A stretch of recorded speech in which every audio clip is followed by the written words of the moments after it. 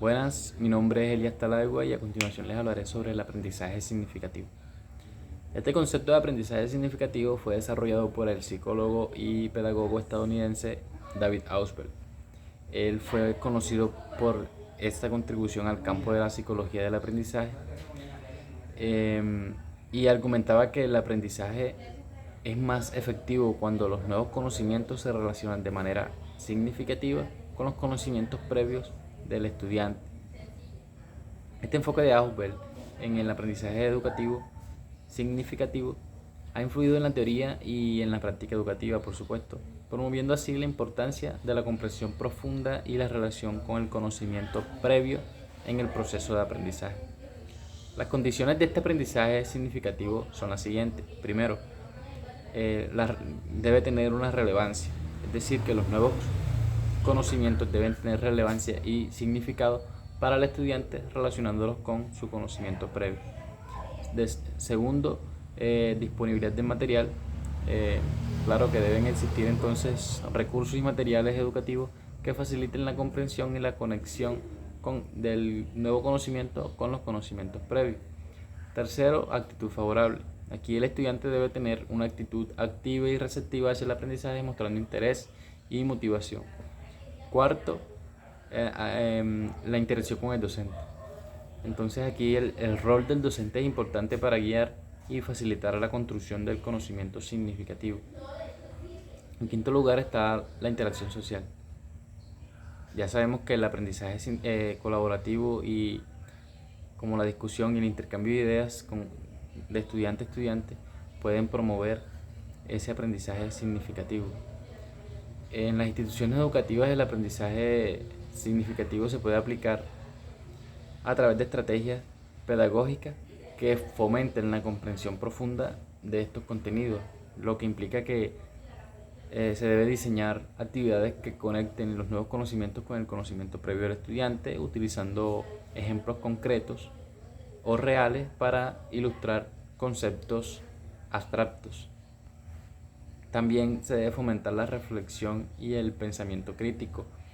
Así se pueden alentar a los estudiantes a cuestionar y analizar lo que están aprendiendo. También se debe proporcionar retroalimentación afectiva, lo que permite corregir malos entendidos en el aprendizaje y promover una comprensión más precisa. Así como también se debe promover la participación activa de los estudiantes en el proceso de aprendizaje, por supuesto, a través de discusiones, debates, proyectos colaborativos. Para contextualizar esta teoría de aprendizaje significativo, le voy a dar 3 ejemplos. Primero, un ejemplo en el aprendizaje de cuando estamos aprendiendo algún idioma. Cuando se aprende una nueva palabra de un idioma extranjero y se puede relacionar con una palabra de nuestro idioma nativo, el aprendizaje es más significativo porque se establece una conexión entre lo nuevo y lo que ya conocemos. Otro ejemplo puede ser cuando estamos aprendiendo historia. Si entendemos los conocimientos los conocimientos que tenemos de los eventos históricos y comprendemos cómo se relacionan entre sí, en vez de memorizar fechas y datos aislados, eso implica que el aprendizaje estamos teniendo un aprendizaje significativo del contexto histórico.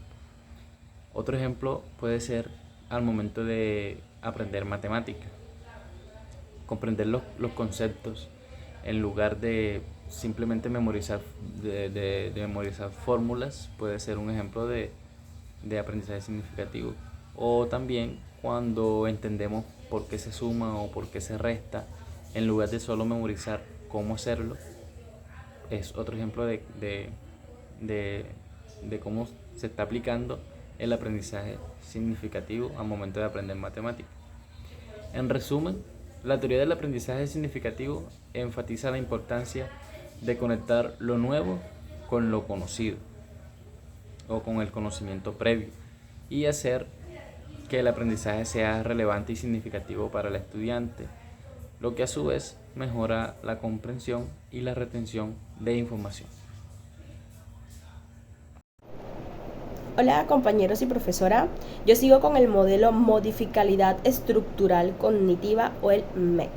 Muy bien, ¿qué postula este modelo? Postula que cada individuo, cada estudiante puede mejorar su aprendizaje y su capacidad intelectual a través de sus propios medios. Cabe aclarar que en la parte de atrás tengo mis diapositivas apoyo para poder realizar la exposición.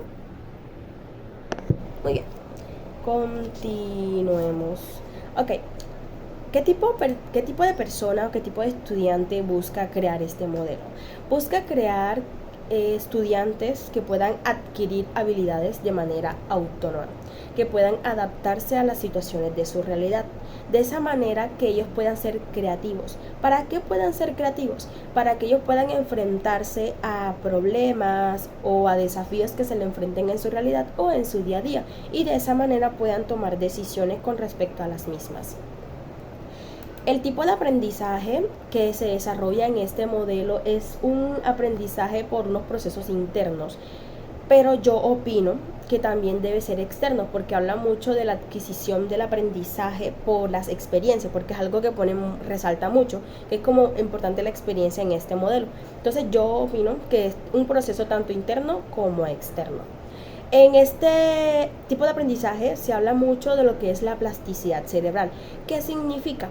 Que nosotros los seres humanos somos capaces de modificar unos ciertos cambios que tenemos y aprender otros nuevos. Por ejemplo, si uno va por un camino que siempre ha ido por ese camino y por X o Y razón ese camino ya no lo podemos tomar, tenemos la capacidad y nuestro cerebro tiene esa plasticidad para poder ir por otro camino y aprendernos ese nuevo camino sin ningún problema.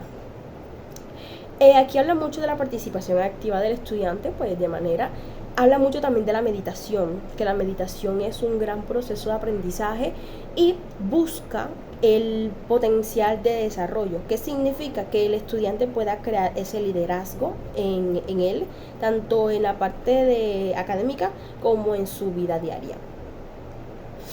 Ok, ¿qué tipo de contenidos se ven en este modelo? Como tal, son contenidos que buscan, lógico, proporcionar conocimientos a los niños, tanto de manera cognitiva como de manera, pues, cultural. Por eso se dice que las bases de este modelo son las bases culturales y las bases científicas, para que, pues, como les digo, puedan ayudarles a los estudiantes a que puedan resolver problemas de su realidad y no queden ahí. Busca también, disculpen. Seguimos con las metodologías, estrategias y los recursos que brindan este modelo. La metodología. Ok, aquí el aprendizaje, como dije antes, es un aprendizaje mediado. ¿En qué sentido? En que el maestro es el mediador y el estudiante es el constructor de su propio conocimiento. ¿Qué recursos se utilizan? Los materiales manipulables, como son los lápices, borradores, sacapuntas, cuadernos y todo lo que podamos, pues, tener con las manos, pintura, cartulinas, todo lo demás. Y las TIC, tecnologías digitales, teléfonos, computadores, páginas web y demás. ¿Qué estrategias se utilizan? Aquí utilizan la estrategia de la mayéutica o la pregunta socrática. ¿Qué significa esto?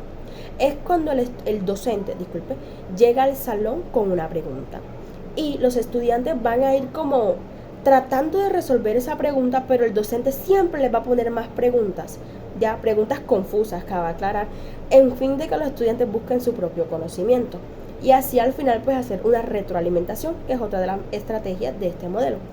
Y lo otro es la moldeación, que significa observación e imitación.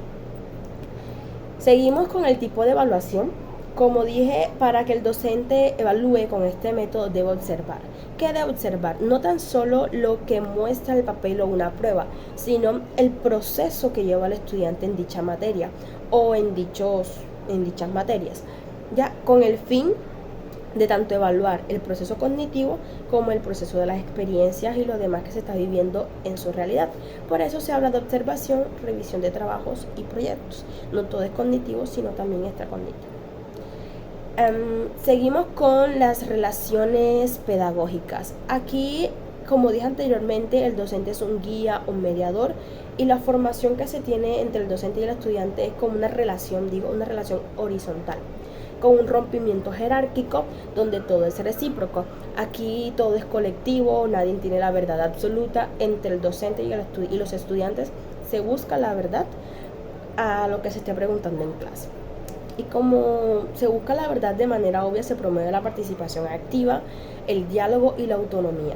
Y aquí, de manera obvia, existe un respeto, y debe haber un respeto no tanto del estudiante al docente, o sea, sí, el estudiante al docente debe respetarlo, pero del mismo modo el docente debe respetar al estudiante.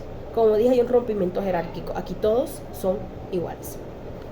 Y continuamos con el tipo de sociedad, o sea, como el contexto en que se creó este modelo. Este modelo se creó en un contexto de desigualdad y migración social, donde busca como tal brindarle oportunidades a las personas con limitaciones a la educación. Y el padre, y ahora aquí también vamos a hablar de unos pedagogos que apoyan esta teoría, el padre de esta pedagogía, de este modelo es Reuben Feuerstein. Es el padre de este modelo. Él se apoyó en estas dos teorías, las teorías de daño modificable y la meditación. Por eso se habla de la meditación anteriormente. ¿Por qué? ¿Qué dice este señor? Dice que la inteligencia no es algo fijo, por eso habla de daño modificable, y que se modifica a través de experiencias de aprendizaje. Otro de los pedagogos que apoyó esta teoría fue el señor Lev Vygotsky con la teoría sociocultural del desarrollo cognitivo, que destaca la integración social. Y por último está el señor Jean Piaget con la teoría constructiva del papel activo del estudiante en la construcción de su aprendizaje. Muchas gracias por la atención y demás.